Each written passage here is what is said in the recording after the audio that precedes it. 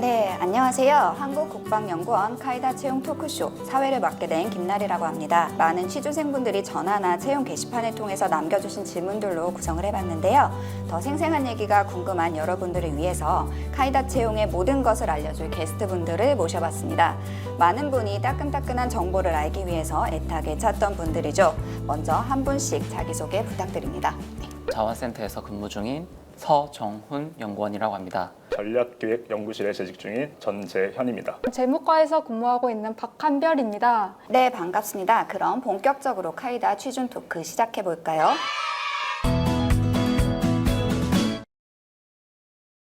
필기시험 관련 질문입니다. NCS, 어디서부터 공략을 해야 될까요?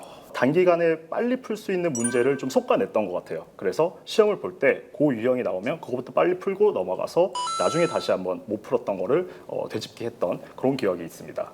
이거를 차분하게 다 풀기만 하면 되거든요. 시중에 나와 있는 NCS 그냥 공통 기본 서적서가 있어요. 처음부터 끝까지를 보고 간다면은 그날 멘탈만 다 잡고 차분하게 질문에 답변만 하면은 아무 문제 없으실 거라고 생각합니다.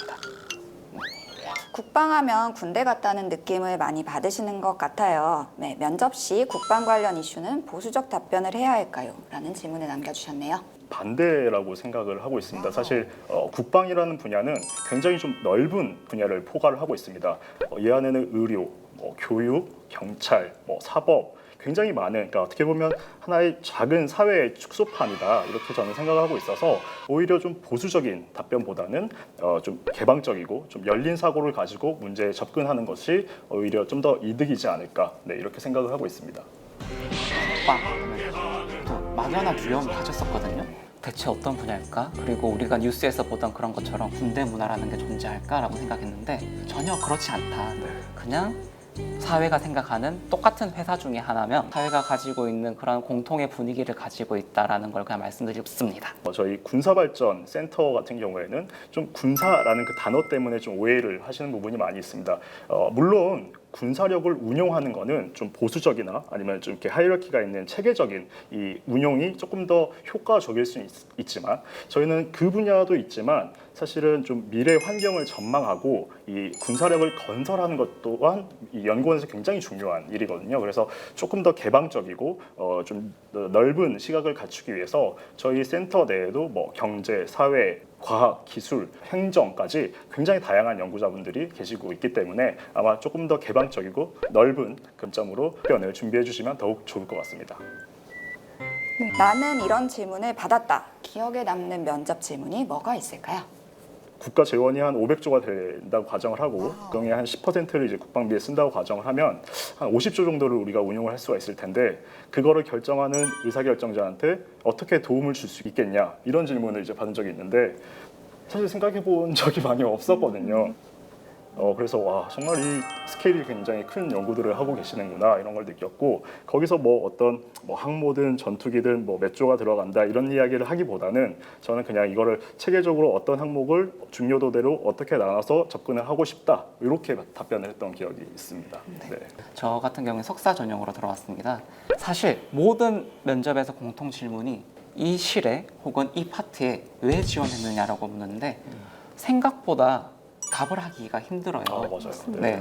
똑같은 대답을 하게 되거나 근데 저는 솔직하게 말씀드렸어요. 지금 이제 실장님께서 질문을 드렸는데 군수란 무엇이냐고 제가 그때 석사 준비하면서 불멸의 이순신이라는 드라마를 하루 종일 보면서 논문을 썼거든요.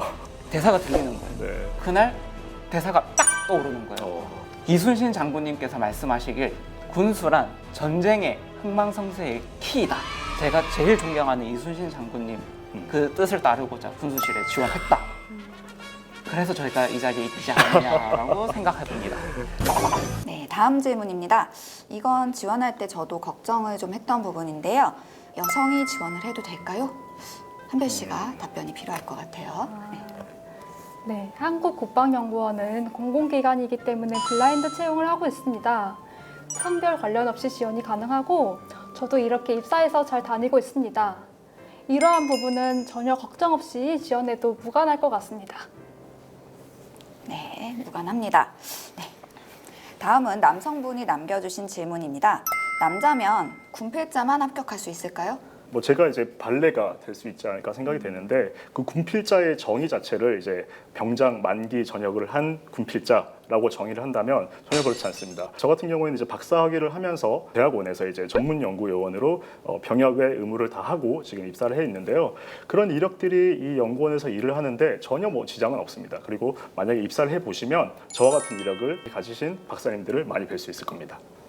저는 전문연구요원 제도를 카에다 들어와서 군복무를 수행했습니다. 미필이지만은 전문연구요원을 수행하고 싶다라고 하시는 분들은 그 관련 소요가 전문연구요원 제도를 지원한다 명시되어 있는 경우에만 지원이 가능합니다. 국방하면 군대 느낌이 강한데 혹시 업무상 자율성을 보장받을 수 있는 곳인가요? 국방연구원이잖아요. 국방에 이 포커싱을 많이 두시고 계시는 만큼 연구라는 단어에도 많이 포커싱을 좀 해주셨으면 좋겠어요. 국방 연구라는 게 뭐 다른 연구들과 차이가 많지는 않습니다. 물론 들어오셔가지고 내가 원하는, 내가 하고 싶은 연구만 할 수는 없겠지만 이 틀 안에서 모두가 중요하다라고 생각이 되는 주제를 내가 연구 책임자를 맡았을 때는 그 연구자에게 주어지는 자율성은 대단히 높다. 저는 이렇게 생각을 하고 있습니다. 저 같은 경우에는 과제 책임을 하고 있지 않지만은 네. 참여하고 있는 과제에 아이디어나 방법 같은 거를 제시하면은 다 내용에 실을 수 있었다라는 점에서 자율성이 보장된다라고 저도 느끼고 있습니다. 일과 삶의 균형이 정말 중요한 사람입니다. 국방연구원의 일과 삶의 균형은 어떤가요? 본인의 주어진 시간에서 본인의 업무만 잘 하신다면은 충분히 워라밸을 지키면서 근무가 가능하다고 생각합니다. 사실 좋은 연구 결과를 맺기 위해서는 연구에 필요한 절대적인 시간이 분명히 필요하지만 우리 연구원은 그 이외의 시간은 자유롭게 활용을 하고 어떤 구애도 받지 않는다. 저는 이렇게 느끼고 있고요. 사실 본인 컨디션이 연구 수행 능력의 절반을 차지한다고 맞습니다. 생각하거든요. 그렇죠. 그것들 케어하면서 이제 서포트도 충분히 할 수 있으니까 그런 부분은 전혀 걱정 안 하셔도 될 것 같습니다. 칼퇴 가능한가요? 탈퇴는 가능합니다. 다음 질문입니다. 나는 이거 꼭 말해주고 싶다. 모르면 정말 아쉬울 것 같다. 그런 게 있으실까요? 저는 이제 연구원 홈페이지를 굉장히 많이 이제 활용을 했는데 카이다 소개 안에 주요 연구자라는 섹션이 있습니다. 왠지 내 채용과 관여하실 것 같은 이 시니어분들을 좀 몇 분 추렸어요. 거기에 이제 사진까지 이제 올라와 있거든요. 그 분들을 보고 내용도 좀 이렇게 이야기를 해보고 뭔가 준비를 했는데 면접장에 딱 들어갔더니 사진으로 뵀던 분이 딱 앉아 계시는 거예요. 그래서 그 분을 딱 보고 이제 말씀을 드렸죠. 저는 이제 내적 친밀감이 좀 있는 거예요. 그렇다 보니까 이 좀 면접 프로세스 안에서 조금 더 이 긴장감을 덜어내고 면접을 진행할 수 있지 않았나 이런 기억이 있습니다. 그래도 본인이 한번 인지한 얼굴을 자리에서 본다는 것 자체가 네네. 실제로 누구나 다 경험해봤겠지만 면접을 가면 심장이 막 두근두근 떨리잖아요. 네. 아는 얼굴이 있다. 그것만으로도 좀 꿀팁인 것 같고요. 네. 사실 모든 면접 과정에 있어서 기본인 게 자기가 지원하는 분야 혹은 자기가 지원하는 실이 무슨 역할을 하는지를 모르시고 준비하시는 분들이 있는 것 같아요. 어떠한 일을 자기가 앞으로 하게 될 것인지는 명확하게 인지해야 될 것 같습니다. 무슨 실이고 어떤 일을 하는지 알게 되면 그거에 맞춰서 답변을 준비하게 될 거 아니에요. 그렇죠. 자연스럽게 합격의 길로 가게 되지 않을까라고 생각합니다. 여기 계신 세 분들은 다 받아보셨을 것 같은데요. 카이다는 면접 합격 문자를 보내주잖아요. 그렇죠. 네, 저도 최종 합격 연락을 받고 그 합격의 기쁨이 제일 컸지만 취업 준비를 더 이상 안 해도 된다는 안도감이 느껴지기도 했는데 혹시 여기 계신 분들은 카이다 합격 후에 어떤 기분이 들었을까요? 네, 저는 사실 저 문자 안 받았는데 문자 안 받았어? 전화 받아가지고 업무를 하고 있다가 이제 핸드폰을 봤는데 부재중 전화가 찍혀 있는 거예요. 네, 보통 제가 02로 시작한 전화는 안 받는데 좀 느낌이 있어가지고 이제 인터넷에 검색을 해보니까 네. 한국국방연구원이라고 나와서 바로 다시 회신을 드렸던 기억이 납니다. 좋았어요. 정말 그냥 그렇죠. 소리 질렀어요. 네, 네. 진중한 기분이 든 게 아니고 그냥 대박.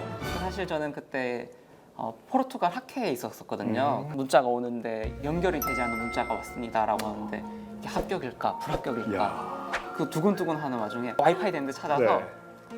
딱 열었는데 합격하셨습니다. 소리 질렀거든요. 야. 다 쳐다보더라고요. 네. 아 근데 뭐 아무 신경 안 쓰고 네. 소리 질렀습니다. 음. 그러면서 이제 붙었다. 그 외국인 분들도 그 뉘앙스를 아시잖아요. 그렇죠. 자, 뭐 다들 경사가 이렇게 났구나. 네. 좋았죠. 너무 좋았고 좋죠. 준비를 하는 기간이 사실은 쉽지 않잖아요. 그 자존감도 많이 떨어지고 이빵이랑은 그렇게 친하지가 않아서 왔던 그 부담감이라든지 불안감이 좀 있었는데 와서 지금 한 3년 차에 있어 보니까 괜한 걱정이지 않았나. 오히려 뭐 불안감이라든지 걱정 이런 것보다는 좀 적당한 긴장감 요 정도 들고 오시면 굉장히 좋을 것 같습니다. 네. 새로운 분들과 함께 일하게 될 때면 어떤 분일까 궁금하기도 하고 설레는 마음도 들곤 합니다. 어떤 동료를 기다리고 계실까요? 특별한 동료를 원하는 게 아니고요. 네, 소통이 잘 되는 그런 연구원이라든지 관리원 분들이 들어오시면 정말 좋을 것 같습니다. 뭐 특별히 어려운 게 아닙니다.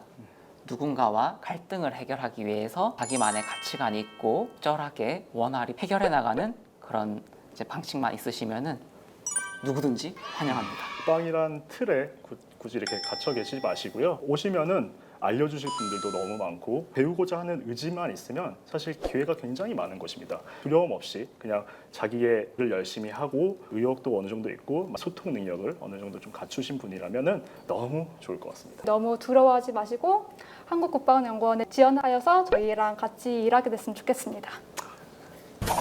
오늘 이렇게 채용에 관한 얘기를 함께하며 지원자분들과 소통하는 시간을 가져봤는데요. 채용에 관한 자세한 사항은 채용 홈페이지에서 확인하실 수 있고 Q&A 게시판을 통해 질문을 남길 수도 있으니 많은 관심 부탁드립니다. 지금까지 진솔한 취준 토크쇼 카이다 취준 진담이었습니다.